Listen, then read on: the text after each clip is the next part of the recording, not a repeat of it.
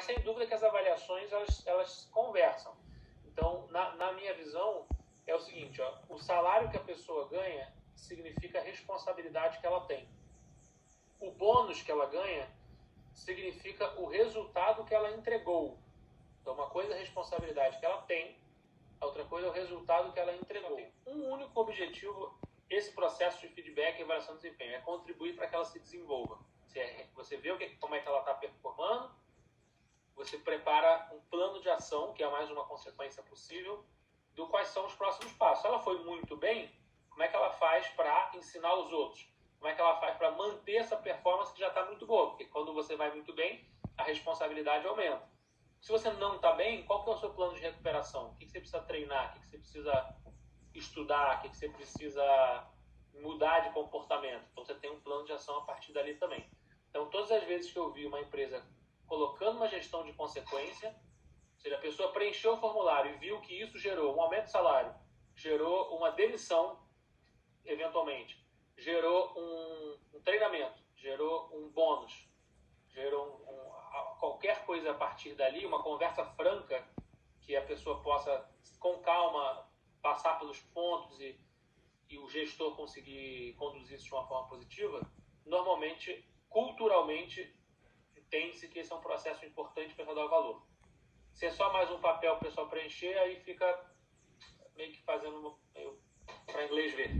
O que é a Poli Dionísio? Dionísio é o deus do vinho, né? O pessoal da festa, que é a emoção. E aí o Apolo é pelo mais da razão, né? Do método. Então, se complementam. Puta do caralho! Foi criada pela GE. Não sei se foi criada ou foi popularizada pela GE. E a própria GE não usa mais. Já identificou que funcionou bem lá na década de 80, início da década de 90, mas hoje em dia já não faz muito sentido. Embora o que eu vi, por exemplo, uma adaptação que a Stone fez e que eu achei interessante, não é efetivamente forçar a curva, mas sim fazer uma análise se a curva fosse forçada, o que estaria acontecendo. Então, de acordo com a GE, você pega ali A, B+, B e C, né, que seria o excelente, o muito bom, o bom e o ruim, ou regular, enfim, quatro itens ali, poderia ser 5 também. Na GE, o que ele considera? Ele considera 20, 70, 10. 20 sendo A, 70 sendo B e 10 sendo C. Então, o que eu acho que é uma análise interessante? Efetivamente, para o cara ser excelente, ou A, ele precisa ter feito um negócio extraordinário. Ele mudou o jogo, ele entregou um resultado superior, teve um comportamento excepcional, aí ele realmente é excelente. Se você olha uma área e tem 80% das pessoas sendo excelentes, aí você tem que investigar. Tipo, eu não acho que a curva forçada é o melhor modelo, porque simplesmente, né, nesse cenário você fala, não pode. 80% de A não pode, 80% de excelente não pode.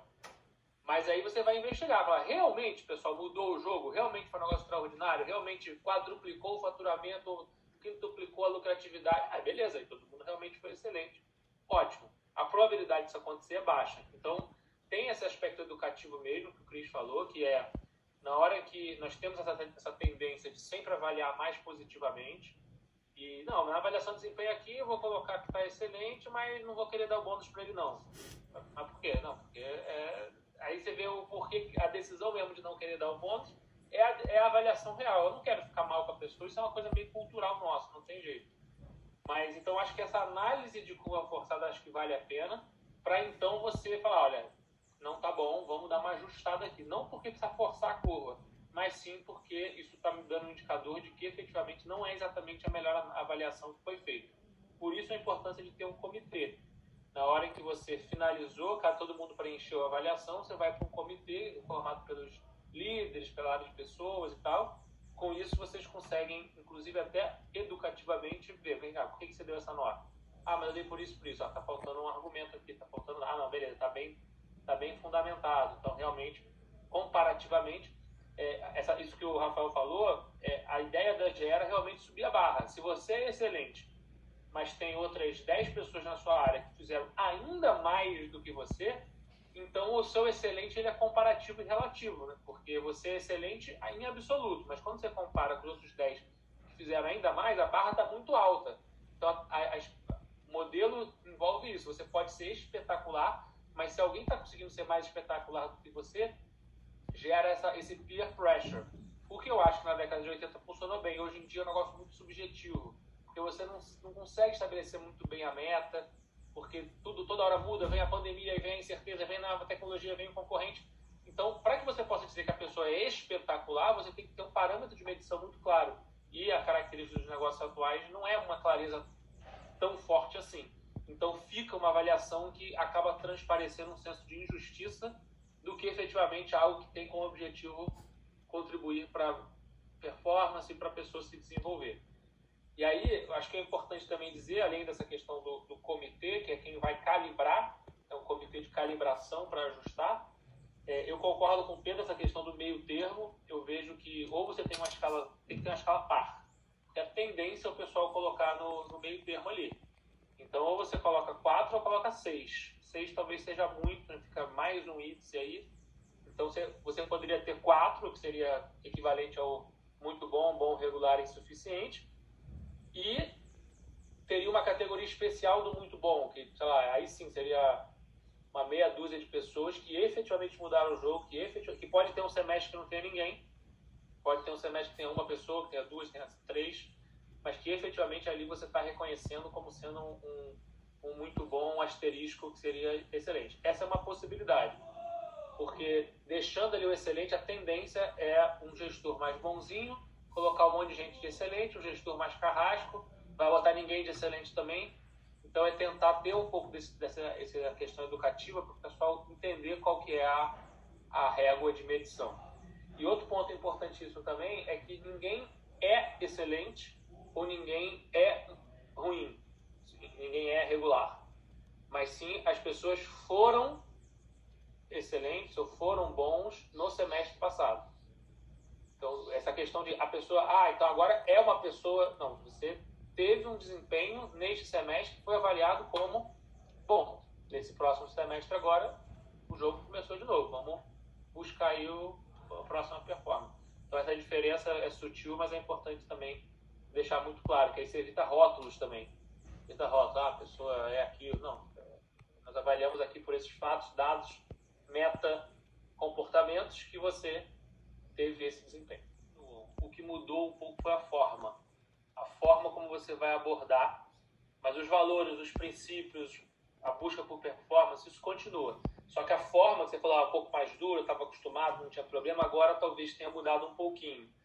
Então, se o pessoal entende que existe uma gestão da consequência, ou seja, você está preenchendo aqui esse formulário, não vai ser mais um paperwork lá da burocrata que você tem que preencher e tal. Não, você está preenchendo, que é o mínimo necessário para que a companhia, a direção tenha uma visibilidade e você, como gestor, tem um instrumento que você contribua com o objetivo de avaliar o que precisa ser feito, qual é a consequência de preencher isso daí. Primeira consequência, dar um feedback. E que essa geração mais nova, ela tem muita ânsia por feedback. A geração anterior, eu não gosto muito de generalizar a geração, porque tem muito indivíduo, né? Mas, de forma geral, o que a gente vê é que a geração anterior ela era um pouco mais autônoma. A geração atual, ela também tem um pouco de autonomia, só que ela também anseia por essa validação. Estou indo certo? Porque tem muita incerteza. Então, está meio navegando no escuro. Então, se tiver alguém mais, seja experiente ou com a posição que possa conduzir um pouco, dar um feedback do caminho, isso é desejado. Só que aí a forma que você vai fazer vai ser uma forma que você vai usar um diálogo, que você vai ouvir, você vai também pegar a opinião da pessoa, você vai construir em cima disso. Então esse é o objetivo. Ou se não tem nada desenhado, mas as pessoas percebem que decisões foram tomadas a partir disso, isso é o que vale. A decisão foi tomada. O pessoal recebeu um bônus porque teve um desempenho maior, o outro pessoal recebeu um treinamento, o outro pessoal recebeu um feedback mais duro, o outro pessoal, cada um em função desse processo que foi realizado, desse comitê que calibrou e esse output que gerou, percebeu-se que houve algumas ações foram feitas. Quando o pessoal percebe isso, ele entende que, então peraí, isso aqui tem importância, aqui tem valor, isso está contribuindo positivamente. De forma mais transparente, dizer o que foi, beleza. Também pode ser feito porque a gente sabe que Hoje a comunicação é o que mais atrapalha ou o que mais viabiliza o entendimento da pessoa dentro da organização. Então, depende de como vocês querem fazer. O importante é que no final do dia alguma ação vai ser tomada, que pode ter sido muito comunicada ou pouco comunicada, muito estruturada ou pouco estruturada. Mas a pessoa sentindo aquela ação que impactou a vida dela, e ela como gestora também impactou a vida do time, então acho que isso é o que vale mais. Formal, informal no sentido de não precisar preencher formulário, isso é fundamental que o líder tenha isso como uma prática, todos os líderes da confiança tenham como prática. Na hora que acontecer alguma coisa positiva, elogia. Uma coisa que não foi tão legal, chama ali no canto e dá um toque. Então isso é fundamental como hábito. A finalização, que é, por exemplo, o preenchimento de instrumento, de você parar um momento e refletir sobre o que a pessoa foi, é a vantagem de você ter um ritual. Então, a gente fica velho, todo dia a gente fica velho, né? Só que a gente só comemora nosso aniversário uma vez por ano. Então, porque a gente para e comemora. Mas hoje eu fiquei mais velho que ontem, poderia comemorar hoje também. Ei, legal. Então, efetivamente, eu acredito que uma vez por ano para fazer a avaliação de desempenho é muito pouco para fazer esse processo de reflexão, porque efetivamente acontece isso. Nós temos um viés cognitivo de recência, né? Que eu só vou dar feedback do que aconteceu nas últimas 2 semanas. Então, de repente, eu acabei de dar um feedback formal. Semana que vem a pessoa faz uma coisa extraordinária e só daqui a 11 meses que eu vou dar um feedback de novo para ela. E aí eu já não tenho mais essa... Nem todo mundo vai ter essa disciplina de anotar o que aconteceu em março desse ano para agora, em outubro, eu dar o feedback. Então, pelo menos 2 vezes por ano, eu considero que é um hábito, um ritual adequado, porque mesmo assim você acaba...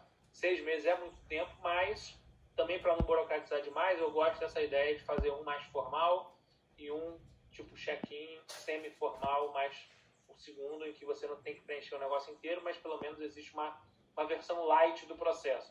Pelo menos até para começar, né? Para sentir. Eu vejo muito esses processos como uma experimentação, porque tem muita boa prática de outras empresas, tem boa prática de livro, mas como que vai aplicar na realidade das pessoas a cultura da confiança? Aí você vai ajustando. Ah, beleza, vamos fazer 2 formais. Aí, ficou pesado. Então, vamos fazer um formal e um check-in. Vamos incentivar a prática do informal no dia a dia para todos os líderes. Então, você vai sentindo. Eu acho que essa questão do cronograma acho fundamental. Então, se o formal é janeiro, como você falou, então desde setembro já tem que ter a mobilização. Você vai falar na reunião de all hands, vai ter já um treinamento sobre dar feedback, um treinamento sobre como receber feedback, um treinamento de como é um instrumento de avaliação de desempenho da confiança, isso lá em setembro, outubro, para poder, quando chegar do dia tal ao dia tal, libera o formulário, do dia tal ao dia tal preenche, reenvia, do dia tal ao dia tal são os comitês, do dia tal a validação final. Então esse cronograma com antecedência evita muito que fique aquela correria e um monte de gente acaba não preenchendo e fica atropelado já em janeiro. O preenchimento, a liberação, o feedback, o comitê de calibração, o treinamento, você vai ver que só janeiro não é suficiente. Você tem um período anterior de preparação para que, quando chegue a data efetiva, esse cronograma aconteça. Tendem a direcionar a atenção delas para aquilo que, na avaliação delas, gera mais valor. Então, mexeu no bolso, a pessoa para de ouvir tudo e quero saber, e aí, vou ganhar o bônus ou não vou ganhar o bônus? Não, mas peraí, tem um curso aqui para você fazer, tem um livro aqui bacana. Aí a pessoa meio que mistura as coisas. Show me the money! Sendo que uma efetivamente é uma conversa mais longa, que é uma conversa de desenvolvimento. A outra conversa de grana pode ser mais rápida, não precisa tomar um tempo enorme. Você fala, avaliamos aqui o resultado foi esse, uma conversa de feedback, vamos botar aí 1 hora, uma conversa de bônus, 15, 20 minutos, você no máximo ele consegue transmitir a mensagem e transmitir a informação. É uma conversa de desenvolvimento. O feedback, estou aqui conversando com você sobre o seu desenvolvimento, porque nós observamos isso aqui e acredito que você, ao observar isso, você vai observar comportamento e resultado também. O feedback vai incluir o resultado. Numa conversa separada, a gente fala de salário, a gente fala de bônus, que normalmente não tem, a parte de bônus, principalmente, não tem a ver com comportamento, tem a ver com resultado. pessoa entregou. Então, se a pessoa entregou um resultado muito bom, a tendência é que ela receba um bônus muito bom. Agora, se ela está com um comportamento ruim, ela teve um comportamento ruim, estou falando de antiético, né? Mas é um comportamento não adequado à cultura, mas entregou o resultado, ela vai ganhar o bônus, mas ela vai ter que receber um feedback sobre por que não se tolera esse tipo de comportamento por muito tempo. Se for antiético, não se tolera nem por mais um minuto. Se for só questão de atitude, você tenta ajustar pelo feedback.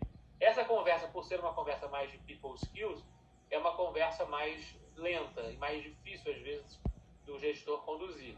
A conversa de bônus tem a ver o seguinte: bateu a meta, não bateu a meta. E às vezes pode ter uma meta subjetiva, mas você explica aqui os argumentos, teve um comitê que validou, então a decisão final foi essa aqui. Você tem como defender objetivamente por que a pessoa está ganhando aquele bônus ou não está ganhando em função do resultado que entregou. A ferramenta mais importante da liderança.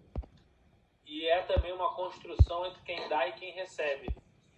E normalmente, quando é uma conversa difícil, você ter mais pessoas na sala, mais do que 3 pessoas na sala, por exemplo, gera um pouco de constrangimento. Então eu iria para um feedback de 1 ou 2 pessoas dando para 1 pessoa recebendo. E nada impede que depois possa ter uma outra conversa num grupo. Por exemplo, se for feedback positivo, beleza, aí é comemoração, é alegria, é reconhecimento e também a mensagem de que a responsabilidade aumentou, que você tem o desafio de treinar os outros, inspirar os outros e tal, beleza. Aí você pode fazer num grupo maior. Mas a conversa difícil, ela quanto menos pessoas, melhor. E aí 1 ou 2, né? Às vezes vale a pena ter alguém acompanhando, às vezes basta só um olho no olho mesmo do gestor com a pessoa. E aí depois, se quiser dar uma reforçada, por exemplo, a pessoa... Uma boa prática que a gente fazia, pega os 3 melhores top performers do último semestre. Foram excepcionais e foram excelentes mesmo, foi o a mais, foi tudo isso. Então marca um almoço com o Cris, individual com cada um deles. Vai ter 3 almoços com o cara que mais performou. Então é uma forma de reconhecimento, né? Você dá um livro de presente, você cria alguns perks desse, que é uma forma de você passar uma mensagem também de que você está atento, de que você quer proximidade com pessoas que têm esse talento. Para você, inclusive, conhecer. Às vezes é uma pessoa que você nem conhece a pessoa, às vezes você conhece, então às vezes é uma pessoa super próxima, mas você está ali de alguma forma sinalizando para ela de que aquilo é um reconhecimento. Então a conversa difícil é bom ser mais restrita, e para as pessoas que foram bem, acho que tem um perkzinhos também pensado, sem muita estrutura, uma coisa mais assim você sente que a pessoa acha que ia gostar, isso gera um valor incrível, a pessoa se sente reconhecida. Normalmente é o gestor da pessoa, o gestor do gestor, os pares do gestor e a área de pessoas. Então vamos avaliar alguém que responde para o Guarani. Então o gestor do Guarani está presente, nós somos pares do Guarani, estamos presentes, e alguém da área de pessoas está presente para poder também participar. E aí com isso a gente avalia aquela pessoa. Aí o Guarani vai dizer, eu avaliei ela como muito bom. Mas por que você avaliou como muito bom? Porque eu considero que... E outra coisa também é ver se nessa separação aqui, se teria que ter uma nota para comportamento e uma nota para resultado. Então isso é importante avaliar também. Dá 2 notas, uma para comportamento e uma para resultado. E aí com isso você vai, essa pessoa aqui, a meta dela era essa. E ela bateu as metas aqui, mas ela poderia ser uma pessoa que poderia ouvir melhor o time, ela se comunica de forma muito agressiva, e poderia tentar ver como é que ela melhora nesse ponto, tal, parará. Então, por isso que ela foi excelente na nota, foi irregular no comportamento, logo cheguei aqui na nota muito bom. Só que ela foi excelente no resultado de bater a meta. Isso já fica como input para quando chegar a hora de avaliar o bônus, essa informação foi registrada. A diferença é que na hora que eu for dar o feedback para ela, eu vou dar um feedback separado da informação que ela vai ganhar R$30 mil de bônus, por exemplo, de PLR. Então é mais um pouco nessa linha. Você avalia comportamento e resultado. Quando você for conversar, você conversa de feedback, de desenvolvimento sobre comportamento e resultado. E a segunda conversa, 2, 3 meses depois, ou 1 mês depois, você bateu essa meta, logo você está ganhando tantos reais. Desempenho. Porque Porque imagina o seguinte, vocês estão implantando o processo agora. Todo o processo para ficar bom mesmo, e é a mesma coisa das aulas, quando eu dou uma aula, a aula para ficar boa mesmo é lá na quarta para quinta vez que eu dou aquela aula. Primeira vez que você vai implantar o processo, vai ter um monte de dúvida. Mesmo que você faça um treinamento, mesmo que você comunique bem, na hora de fazer é que o bicho pega. Então, o mindset nós estamos aqui rodando a primeira, segunda, terceira vez, em que a organização, os líderes estão se ambientando neste processo que foi ajustado, que é um processo novo, foi aprimorado.